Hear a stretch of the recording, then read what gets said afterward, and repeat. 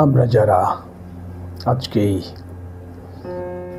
ভিডিওটা দেখছি আপনাদের সকলকে শুভেচ্ছা জানাই, স্বাগতম জানাই।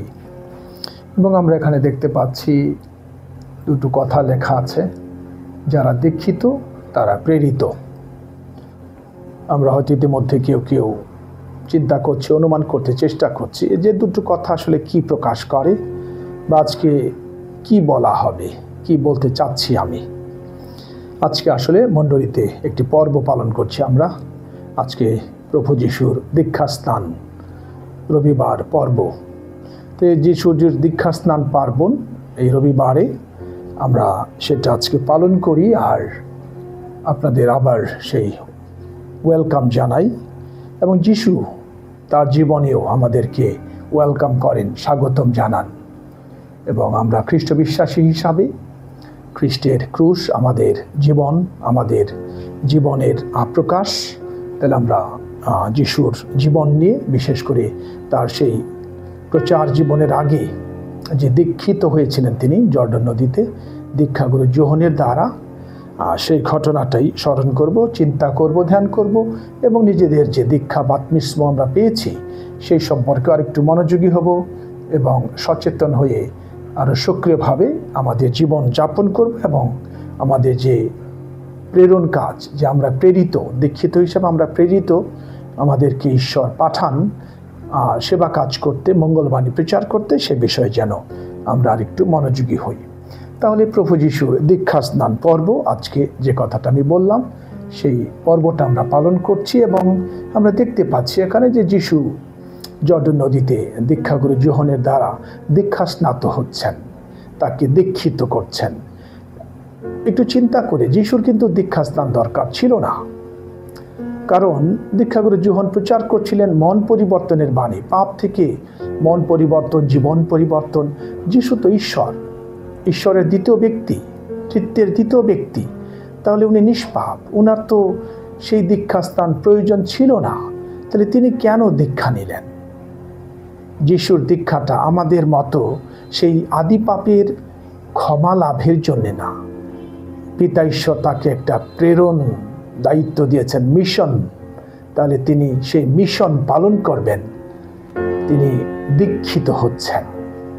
তাহলে সে একইভাবে আমরা যিশুর দীক্ষা স্নান, যিশুর সেই বাপ্তিস্ম, ব্যাপটিজম অফ দ্য লর্ড আমরা বলি ইংরেজিতে, সেই পর্ব দিনে আমরা আমাদের দীক্ষা নিয়েও কিছু শিক্ষা, কিছু সহভাগিতা, কিছু আলোচনা, কিছু চিন্তা ধ্যান করতে চেষ্টা করি।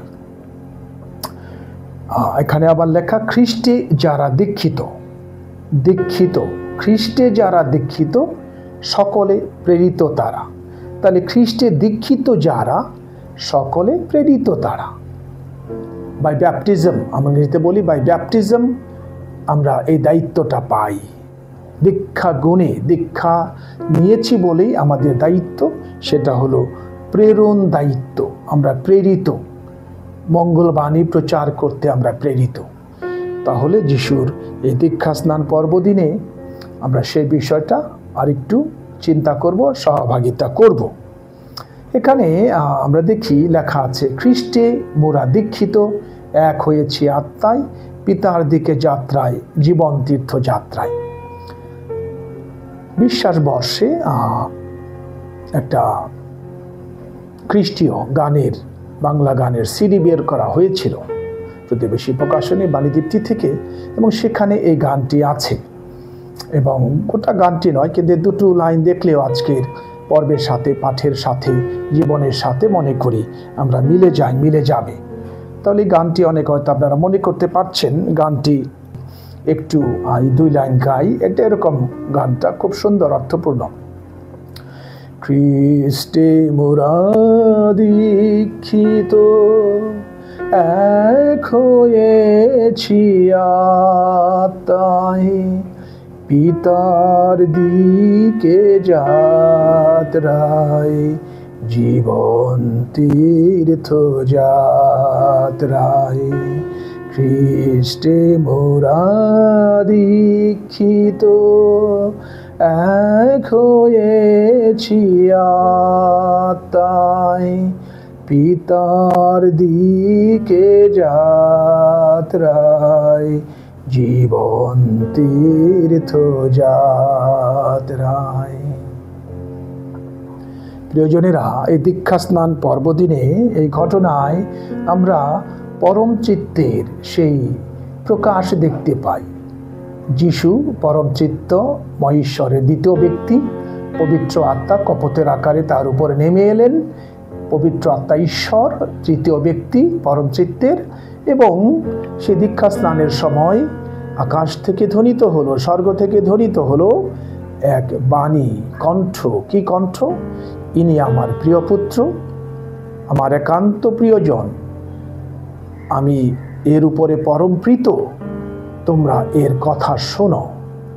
তাহলে সেই পিতার কণ্ঠ, এখানে পুত্রের সেই দীক্ষা স্নান আমরা দেখতে পাচ্ছি, এবং পবিত্র আত্মার প্রকাশ।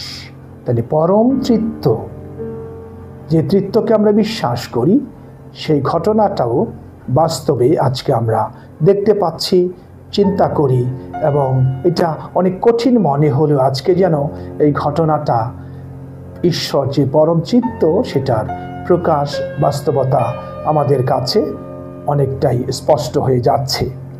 তাহলে প্রিয়জনের, আমরা খ্রিস্টে দীক্ষিত, খ্রিস্টে আমাদের তার জীবনে গ্রহণ করেন, আত্মা আমাদেরকে এক করে দেন। এক আত্মার কাজ হলো একতা, মিলন, শান্তি।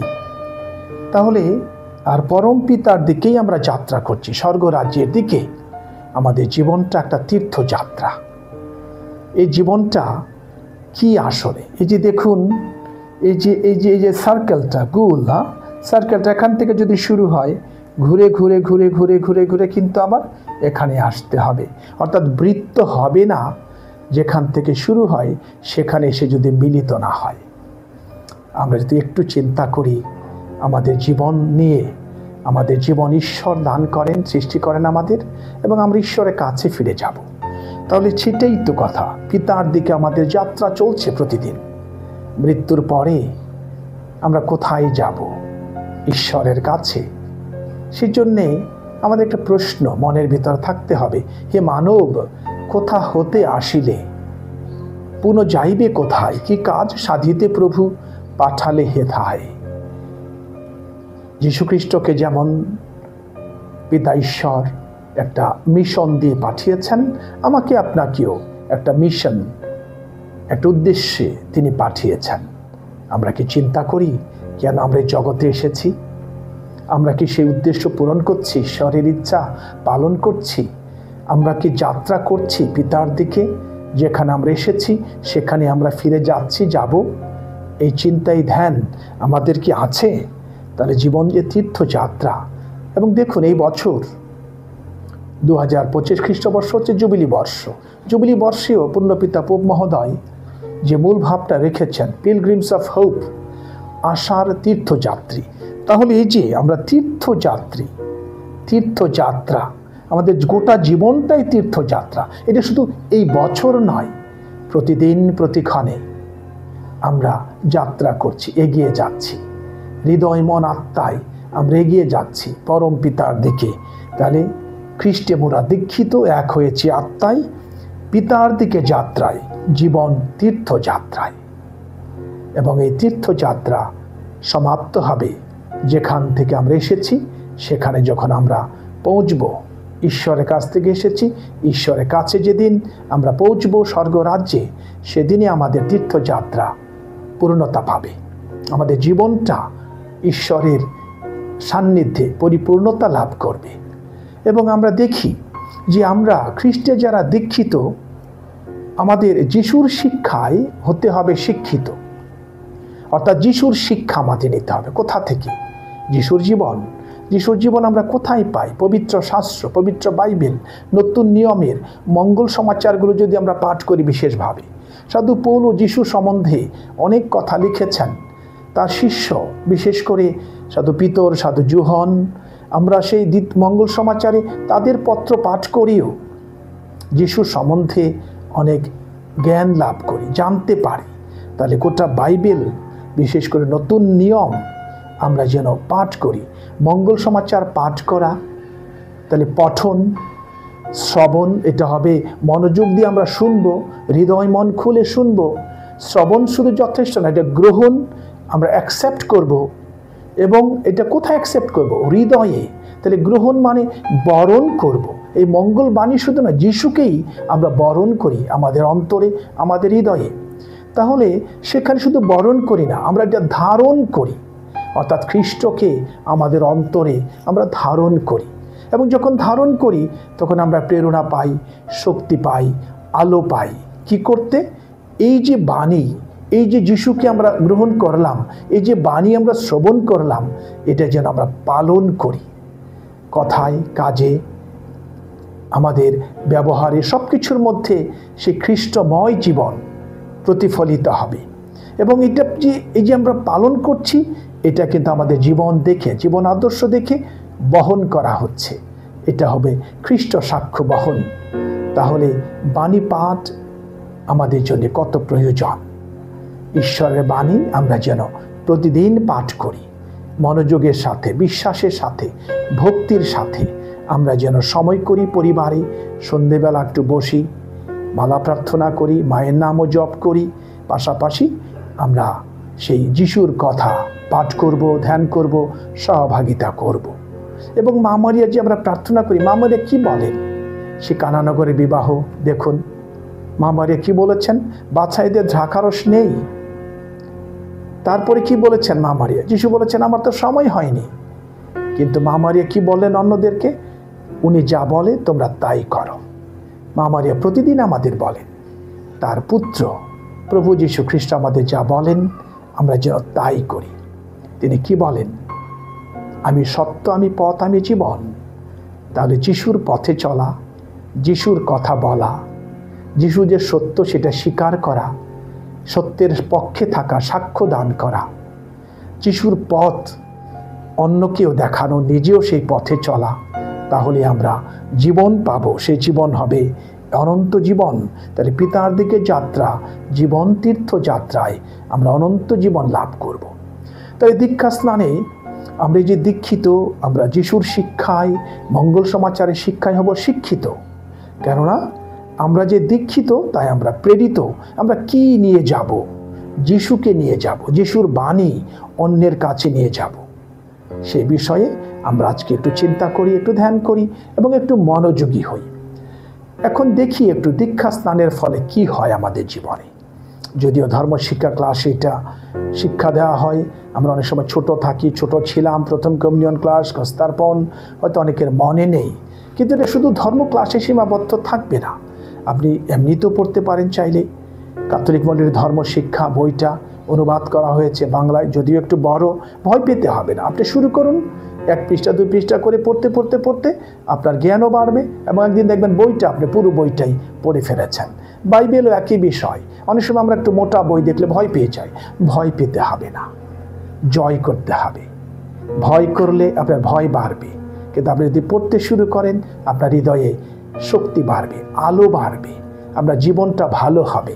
ঈশ্বরের বাণী আমাদের জীবনটাকে ভালো করে, এটাই তো বিশ্বাস, এটাই তো আমরা জানি। যেন সেভাবেই আমরা আজকের দিনে সেই কথাগুলো মানি। তাহলে দীক্ষা স্নানের গুণে আমরা পাপের ক্ষমা পাই, আদি পাপের ক্ষমা। আমরা সবাই আদি পাপ নিয়ে জন্মগ্রহণ করি। আদম হবার অবাধ্যতার যে পাপ, সেই পাপের কলঙ্ক। তাহলে কলঙ্ক থেকে আমরা মুক্ত হই যখন আমরা দীক্ষা স্নান লাভ করি, বাপ্তিস্ম পাই, আদি পাপের ক্ষমা লাভ করি। কারণ ঈশ্বর পবিত্র, তিনি আমাদের পবিত্র করতে চান। কি সুন্দর একটা ব্যবস্থা তার পুত্রের মধ্য দিয়ে 7টা সাক্রামেন্ট আমাদের জন্য তিনি দান করেছেন। তাহলে দীক্ষা স্নান হলো প্রবেশ সংস্কার। আমরা যেন প্রবেশ করছি ঈশ্বরের জীবনে, ঈশ্বরকে আমাদের জীবনে আমরা গ্রহণ করছি। কত সুন্দর একটা বিষয়। তাহলে আমরা দীক্ষা স্নানে আদি পাপের ক্ষমা পাই, আমরা পবিত্র হয়ে উঠি, শিশু নিষ্পাপ পবিত্র, সেভাবে আমাদের জীবন। দ্বিতীয়ত আমরা ঈশ্বরের সন্তান হয়ে উঠি। We become children of god, ঈশ্বরের সন্তান হওয়া। তারপরে কি ঘটে? আমরা হয়ে উঠি পরস্পর ভাই বোন, যিশুতে আমরা ভাই বোন হই। খ্রিস্টের দীক্ষা আমাদেরকে ভাই বোন করে তোলে। যিশু আমাদের আপনজন হয়ে যান। আমরা খ্রিস্টের ভক্ত হই, অন্য কারো ভক্ত নই। খ্রিস্টের ভক্ত কি করে? খ্রিস্টকে ভক্তি করে। ভক্তি হচ্ছে আমাদের জীবনের মূল বিষয়। এই ভক্তিটা শুধুমাত্র এমনি এমনি থাকা না, ভক্তিটা আমাদের জীবনে সত্যিকারের কর্মে প্রকাশ পায়।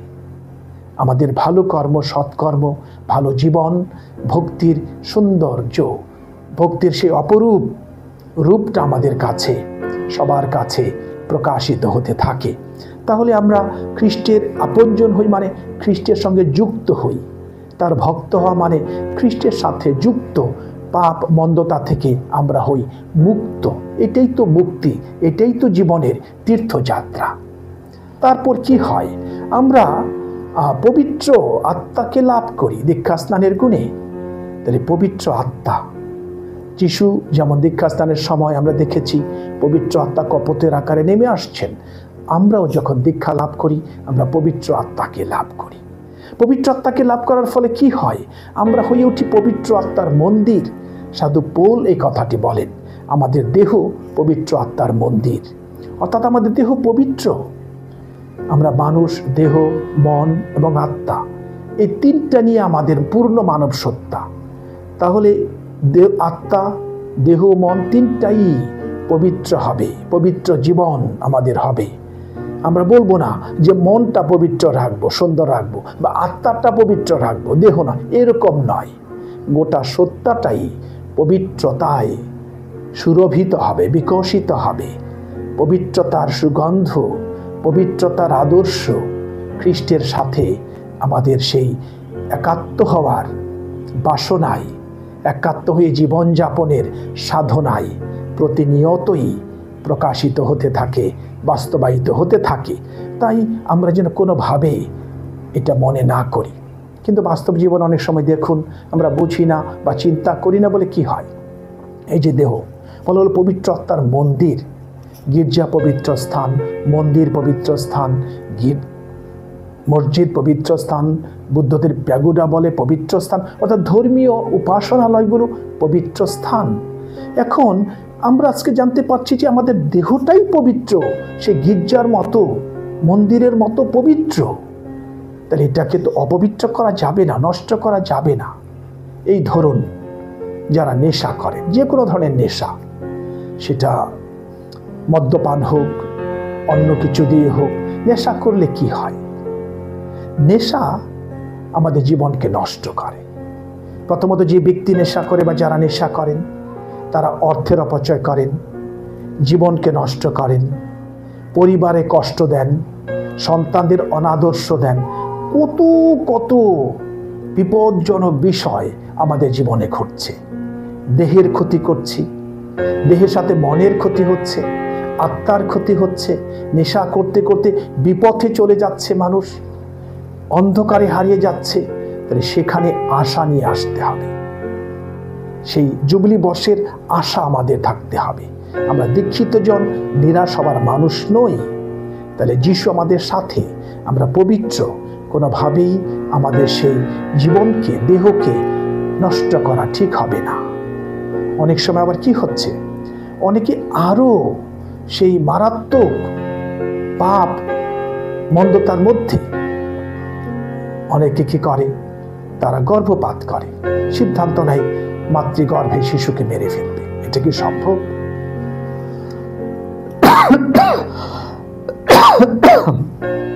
মাদার তেরেজা জীবিত কালে কি বলেছেন, শান্তি মাদার তেরেজা কলকাতার, যে পৃথিবীতে শান্তি হবে কি করে যেখানে সন্তান মায়ের সাথে যুদ্ধ করছে গর্ভে। মা বাবা যখন সিদ্ধান্ত নেয় এই শিশুকে তারা গর্ভে মেরে ফেলবে, গর্ভপাত করবে। এত নিষ্ঠুর হতে পারে মানুষ? কি করে শান্তি হবে যেখানে জীবন নষ্ট হয়ে যায়, জীবন নষ্ট করে দেওয়া হয়? চিন্তা করতে হবে, বিবেক জাগাতে হবে। শুধু আবেগ দিয়ে ভালো থাকবো এটা যথেষ্ট নয়। আমাদের বিবেক যদি কাজ না করে, ভালো মন্দ যদি বুঝতে না পারি, সত্য মিথ্যা থেকে সত্যকে যদি বেছে নিতে না পারি, তাহলে তো আমরা জীবিত থেকেও মৃত হয়ে যাই। কারণ ঈশ্বরের জীবন আমরা আমাদের জীবন থেকে হারিয়ে ফেলি। তাই যিশু যে বলেন আমি পথ, যিশুর পথে চলার জন্যে আমাদের দরকার শপথ নিতে হবে। শপথ নিয়েছি আমরা, তোমার কথা বলবো, তোমার পথে চলবো, এটাই যেন হয় আমাদের জীবনের প্রতিদিনের মূল মন্ত্র। তাহলে পবিত্র আত্মাকে লাভ করে আমরা আমাদের জীবনে পবিত্র আত্মার প্রেরণা, পরিচালনা, শক্তি নিয়ে যেন জীবন যাপন করতে চেষ্টা করি, সত্যের পথে, ন্যায়ের পথে, সেই যিশুর পথে, স্বর্গের পথে। তাহলেই আমাদের এই দীক্ষা গ্রহণের জীবন বাস্তবতাটা ঠিক হবে। তারপরে আমাদের জীবনে কি হয়? আমরা স্বর্গে যাবার পথ পেলাম। খ্রিস্ট আসলেন, তিনি স্বর্গের দরজা খুলে দিলেন। তাহলে খ্রিস্টীয় জীবনে প্রবেশ করে আমরা খ্রিস্টীয় জীবন যাপন করে, খ্রিস্টের আদর্শ আমাদের জীবনে গ্রহণ করে, পালন করে, অন্যের কাছে বহন করে আমরা চলি স্বর্গরাজ্যের দিকে। জীবন তীর্থটা, জীবন যাত্রাটা স্বর্গের অভিমুখে হবে, স্বর্গের দিকে হবে। তাহলে আমরা স্বর্গের যাবার অধিকার পেয়েছি যেন, তাহলে আমরা যেন সেই সাধনা আমাদের করতে হবে প্রতিদিনকার জীবনে, যে না অন্য পথে নয়, অন্য কোথাও নয়, যিশুর দিকে, খ্রিস্টের দিকে, স্বর্গের দিকে আমরা যাত্রা করব। তারপরে আর কি হয়? আমরা দেখি যে এই দীক্ষা স্নানের গুণে আমাদের জীবন, সেই নতুন জীবন, দীক্ষা গ্রহণের সময় বলা হয় সাদা কাপড় পবিত্রতার চিহ্ন। কি বলা হয়? যে তুমি এই নতুন জীবন পেয়েছ, নববেশ পেয়েছ, নববেশ রূপে পরিধান করো স্বয়ং খ্রিস্টকে। অর্থাৎ সাদা মনের মানুষ হওয়া, সাদা হৃদয়ের মানুষ হওয়া, আলোকিত মানুষ হওয়ার একটা আহ্বানও এই দীক্ষা স্নান পর্বদিনে আমাদের জীবনে প্রতিদিনই আসে। যে আরও ভালো মানুষ হওয়া, আদর্শ মানুষ হওয়া, শুধু কল্পনায় নয়, কথাই নয়, সত্যিকারভাবে অন্তরে, আত্মায়, সর্বসত্তায় যেন সেটা আমরা হতে পারি, হতে চেষ্টা করি। তাহলে শেষে আমাদের জীবনটা কি হবে? আজকে আমরা কি নিতে পারি শিক্ষা? যে খ্রিস্ট জ্ঞান, আমাদের সবার মধ্যে খ্রিস্ট জ্ঞান বাড়াতে হবে, যিশুকে আরও জানতে হবে, যেটা বললাম মঙ্গল সমাচার আরও পড়তে হবে, নীরব থাকতে হবে, ধ্যান করতে হবে। খ্রিস্ট জ্ঞান পেলে আমাদের খ্রিস্টকে নিয়ে ধ্যান করতে হবে, তার জীবন। বাপ্তিস্মেও আমরা দেখি কি হলো, তিনি প্রার্থনা করছেন। আমরা যিশুর কাছে প্রার্থনা করি, আর যিশু প্রার্থনা করছেন, আমাদের শেখাচ্ছেন যে আমরা যেন প্রতিদিনকার জীবনে এই যে দীক্ষা নিয়েছি, দীক্ষা এবং যিশুর শিক্ষা পালন করতে আমাদের শক্তি লাগবে, প্রার্থনার শক্তি। তাই প্রার্থনা আমাদেরকে শক্তিশালী করে, আমাদেরকে বলবান করে, আমাদেরকে জীবন যাত্রায় এগিয়ে চলতে যা কিছু প্রয়োজন সেই শক্তি, অনুপ্রেরণা সব কিছু দিবে।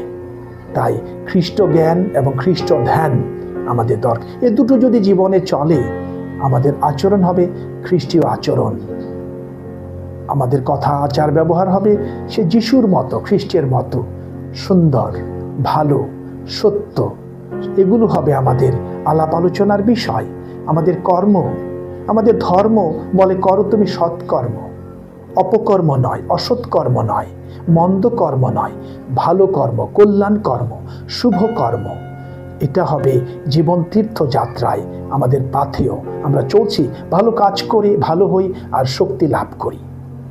তাহলে এটা যদি হয় আমাদের জীবন, তখন কি হবে? সদা সর্বত্র আমাদের আচরণ যেন এরকম হয়। তাহলে খ্রিস্ট জ্ঞান, খ্রিস্ট ধ্যান, খ্রিস্টীয় আচরণ সদা সর্বত্র আমার আপনার যেখানেই হোক বিচরণ, যেখানেই আমরা যাই যেন যিশুকে আমরা পাই, যিশুকে নিয়েই আমরা যাই। এটাই হোক আজকের এই দীক্ষাস্নান পর্বদিনে আমাদের সবার অন্তরের প্রার্থনা, আমাদের সেই সচেতন হওয়া, আমাদের জীবনের দিকে তাকানো, জীবনকে মূল্যায়ন করা, যিশুর কাছে আবার ফিরে আসা।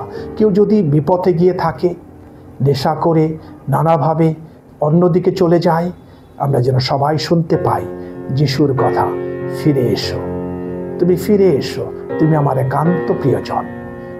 আমরা যেন খ্রিস্ট ভক্ত হয়ে উঠি, যিশুর আপনজন হয়ে উঠি, আপনজনের মতো পরস্পরকে গ্রহণ করি, পরস্পরের সাথে প্রতিযোগিতা নয়, সহযোগিতা করে তীর্থযাত্রী হয়ে কাঁধে কাঁধ মিলিয়ে, হাতে হাত মিলিয়ে আমরা সামনের দিকে চলব। হাতে হাত মিলিয়ে কাঁধে কাঁধ মিলিয়ে যারা চলবে আর যিশুর কথা বলবে, তারাই তাদের দীক্ষা আর যিশুর শিক্ষা বাস্তব জীবনে কাজে লাগিয়ে মঙ্গল কাজ, প্রেরণ কাজ পালন করতে পারবে। ঈশ্বর আমাদের শক্তি দিন, আমাদেরকে তার কৃপা দিন, অনুগ্রহ দিন, যেন আমরা সেভাবেই আমাদের জীবন পথে প্রতিদিন এগিয়ে চলতে পারি। সবার জন্যে সেই শুভকামনা, সবার জন্যে সে মঙ্গল কামনা।